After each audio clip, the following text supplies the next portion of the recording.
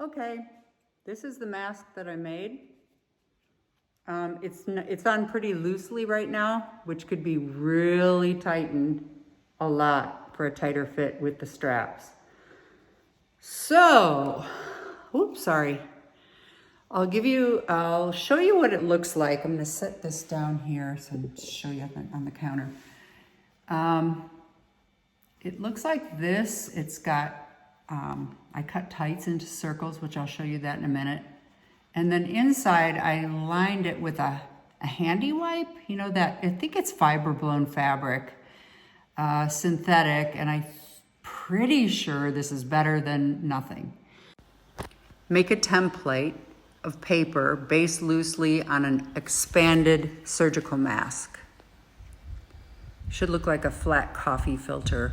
I folded mine in half just to make sure it was symmetrical. You don't have to be exact here, just sort of this direction I think will be fine.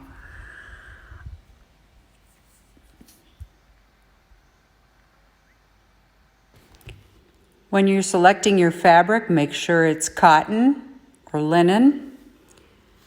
The approximate length is 10.2 to 6.3 inches wide. It's also 26 centimeters long or 16 centimeters wide. So you want to take the fabric face up, fold it in half so that the good sides are facing each other. Along the folded seam is where you're going to place your template. But you don't want to have it coming all the way down on the fabric. You want the top to sort of poke up over the edge so that there will be a union at the fabric. I'll show you right here, right now. So when you're drawing, you're going to take any pen, give yourself about a half an inch around the pattern because you're going to be sewing along portions of it. And if you're doing a mask for kids, it's fine to follow right along the paper. Otherwise, give yourself a couple centimeters. Voila. Okay, I'm using a pair of tights. I'm going to take the foot and cut it off.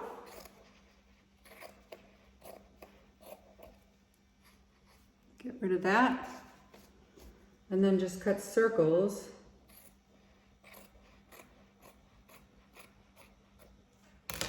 Until you get a bunch of these. The circle, I would say it's about half an inch. And then when you pull it, it gets much smaller. What you'll do next is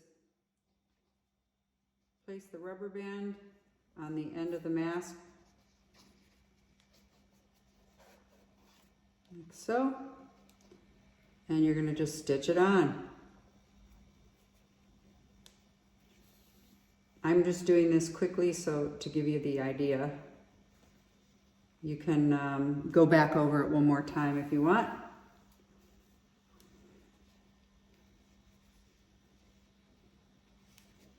Which I think you'll want to do. I like to really reinforce the edges.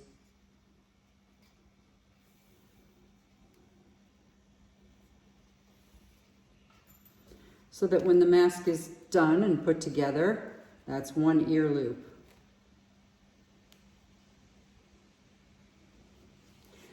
When your whole mask is finished, simply sew here with the insert on the inside. Okay, this is where it's going to be approximately this long.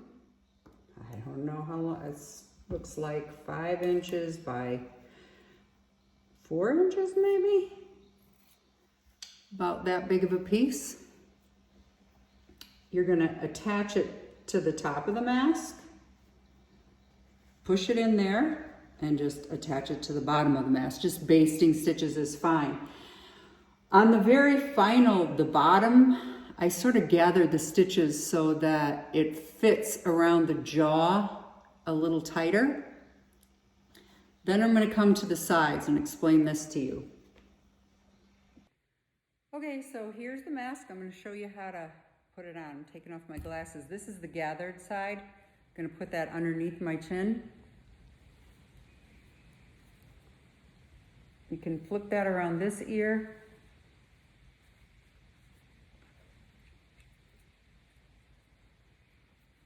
Now, if you want to make it tighter, you can take these and tie it in the back, which I recommend.